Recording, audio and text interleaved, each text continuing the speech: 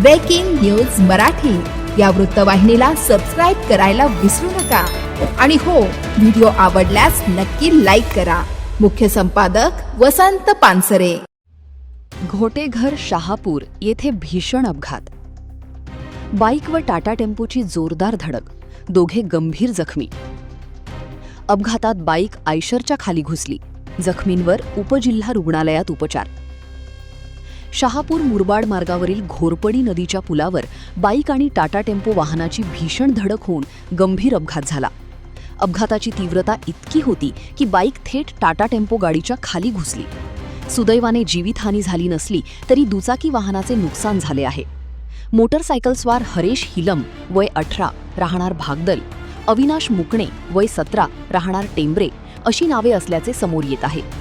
या अपघातात बाईकवरील दोन्ही युवकांच्या पायांना गंभीर दुखापत झाली असून स्थानिक नागरिकांच्या मदतीने त्यांना तातडीने शहापूर उपजिल्हा रुग्णालयात उपचारासाठी दाखल करण्यात आले। घटनेनंतर काही काळ वाहतुकीवर परिणाम झाला होता। अपघाताचे नेमके कारण अद्याप स्पष्ट झाले नसून पुढील तपास सुरू आहे।